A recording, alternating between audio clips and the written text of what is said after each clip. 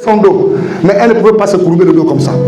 Lorsque cet homme de Dieu a appris qu'il y a un pasteur du Gabon ici, il est venu avec un groupe de Pakistanais pour que je puisse prier pour sa femme. Quand il est rentré dans la salle où j'étais en train de prêcher, sa femme est venue. C'est parce que les écrans, j'ai la vidéo ici, j'allais vous le montrer. 9 ans, il ne marchait pas, la femme là ne courbait pas le dos. La dame là est venue. L'homme là a dit que j'ai entendu ce qui se passe ici. Et je crois que si vous priez pour ma femme, Dieu va faire quelque chose. J'ai prononcé quelques paroles sur cette femme-là. Je lui dis que vous croyez que Dieu peut vous rétablir? 9 ans devant Dieu, c'est rien du tout. Si vous le croyez, levez votre main. La dame a dit, je crois de tout mon cœur que Dieu est capable. Il dit, comme il est capable, au nom de Jésus, que votre dos se relève. Sur le champ, je lui ai dit, faites le mouvement que vous n'avez jamais fait avant. La dame là a commencé depuis 9 ans. Elle a fait comme ça. Elle a fait comme ça. Elle a fait comme ça. Elle a fait comme ça. Après, je dis, marche dans la salle. Marche dans la salle. Courbe-toi. Mets-toi debout. Marche. Nous avons la vidéo là ici. Après, je vais vous projeter ça ici.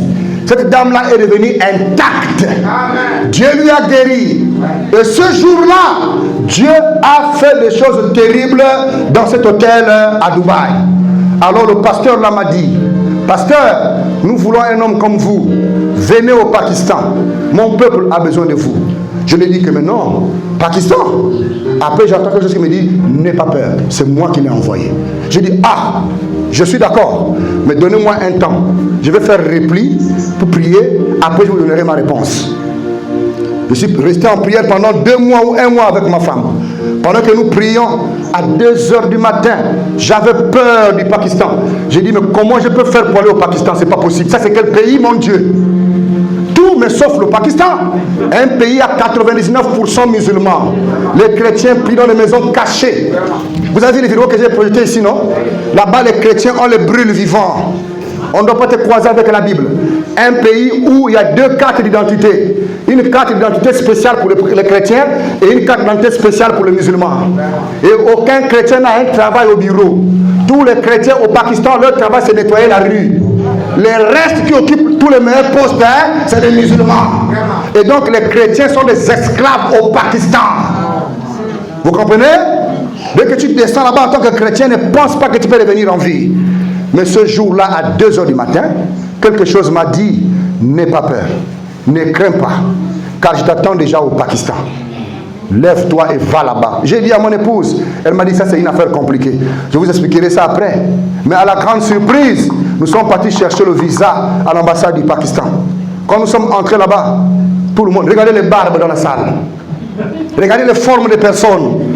Vous avez peur. Mais quand nous sommes entrés, j'arrive pour la première fois dans l'ambassade qu'on ne me connaissait pas. Je rentre là-bas, je dis, Seigneur, si c'est toi qui m'appelles, permets que quand je rentre ici, là, on m'accueille et que l'on me donne le visa pour que j'aille prêcher chez ce peuple-là où tu veux que j'aille prêcher. Quand je rentre à la porte de l'ambassade du Pakistan, c'est un homme avec la barbe qui me voit. J'étais le seul Africain, le seul noir parmi tous ceux qui étaient là-bas. Je dis, venez si vous voulez voir qui. Je dis, je voulais voir monsieur, je voulais rencontrer l'ambassadeur. Il dit, ici, il n'est pas autorisé à n'importe qui, surtout un étranger, de rencontrer l'ambassadeur. On est censé vous présenter d'abord avec quelqu'un d'autre avant que vous partiez là-bas. Mais vous, vous êtes une personne à part. Suivez-nous. Je suis rentré, j'ai rencontré l'ambassade du Pakistan. Il m'a dit, prenez place, soyez les bienvenus. Vous partez où? J'ai dit, je pars au Pakistan. Vous partez faire quoi? J'ai dit, je pars prêcher l'évangile de Dieu. Ah bon? Mettez-vous ici. Le même jour, visa pour aller au Pakistan. Et quand nous sommes partis au Pakistan, beaucoup de choses se sont passées là-bas. Jésus est vivant. Mais ce que Dieu a fait pour la première fois, quand je suis arrivé là-bas, 2 semaines avant que l'on prenne l'avion pour arriver au Pakistan, une femme m'a vu apparaître devant la porte de leur maison. Dès que j'arrive là-bas, la femme l'a dit, vous êtes exactement l'homme que j'ai vu. J'ai dit, quel homme? Il dit, moi et mon mari, nous avons le diabète. C'est tellement chronique que les hôpitaux ont déjà rejeté. Mais pendant que nous voulions aller faire encore un dernier test pour voir à quel niveau le diabète est avancé, j'ai vu un Africain qui vous ressemble exactement. Il était devant la porte. Et je lui ai posé la question, qu'est-ce que vous venez faire ici? Je lui ai dit que je voulais la guérison. Et il m'a dit, vous êtes guéri, allez-y faire les visites. Et moi je lui ai dit que, ah, ce n'est pas moi que vous avez vu. Il a dit ça à l'église. Il a dit ça à ces gens. Les gens ont dit qu'il n'y a pas d'Africains ici. Et 2 semaines plus tard, je suis venu. Les gens ont acclamé pour dire que voilà ce qu'elle avait expliqué avant qu'il arrive. C'est exactement le monsieur qui est là. Je lui dis que donc Dieu a pris ma forme. Il est venu ici au Pakistan. Alors, au nom de Jésus, allez-y faire le test de votre diabète et amenez les résultats. Cette femme avec son mari sont partis faire le test du diabète. On a la vidéo, non? Quand la maman là est revenue, dit oh, nous n'avons jamais eu le diabète. Amen. Voilà les résultats. Et pour moi, et pour mon mari, on n'a jamais eu le diabète. Le diabète a disparu. Sans imposition de main, mais juste une parole qui a été prononcée et Dieu l'a amené à l'existence. Avant que je ne commence à prêcher là-bas, les autorités pakistanaises nous ont accueillis à l'aéroport, comme si j'étais le président du Pakistan. Vous ne pouvez pas voir. Les vidéos vous feront foi après. Mais vous savez qu'est-ce qui s'est passé après? On m'a amené une femme qui avait le cancer au cou. Elle fermait le visage avec un foulard. Il y avait le cancer sur son cou. Après j'ai dit, vous souffrez de quelle maladie? La maman l'a dit, j'ai le cancer. J'ai dit, j'entends parler du cancer, mais je n'ai pas encore vu à quoi ça ressemble. Montrez-moi ça que je vois. Et la femme là a ouvert le foulard qui était sur son cou.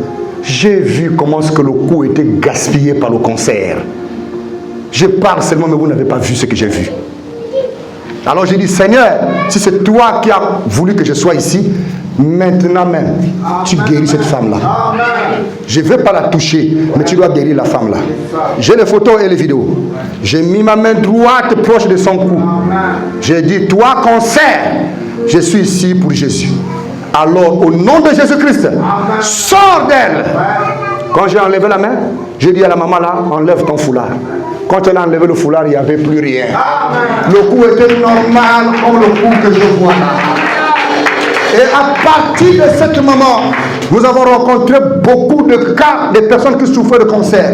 Tous ont été guéris. Vous comprenez? Le même Dieu du Pakistan, on l'a amené à Libreville au Gabon. Et il est prêt à faire des choses pour vous si vous croyez. Vous comprenez? J'étais en train de prier. Nous avons les vidéos. Un homme était paralysé pendant beaucoup d'années. Il habitait dans une maison R1. L'église est en bas, mais eux, ils sont en haut du bâtiment. Pendant que j'ai prié pour les gens, ils ne pouvaient pas se lever. Tout le quartier savait qu'il y a un infirme dans leur maison là-bas qui ne se levait jamais, mais qui restait toujours en haut. Vous savez qu'est-ce qui s'est passé? J'ai prononcé la parole. Alors j'ai dit que tous ceux qui sont paralysés, qui n'ont pas la possibilité de se lever, levez-vous au nom de Jésus-Christ.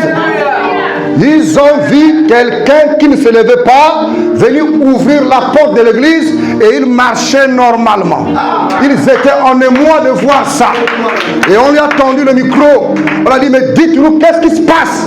Il dit, pendant que j'étais en haut là-bas, j'ai entendu une voix me dire, c'est de toi qu'il parle. Lève-toi. Et me voilà debout ici. J'ai cette vidéo ici avec moi. Si ce Dieu peut guérir quelqu'un qui est paralysé, ta maladie qui paralyse ta santé, la situation qui paralyse ta vie, pourra te quitter maintenant. Est-ce que vous comprenez? Il n'est pas seulement le Dieu du Pakistan, mais il est le Dieu du Gabon. Parce que le Gabon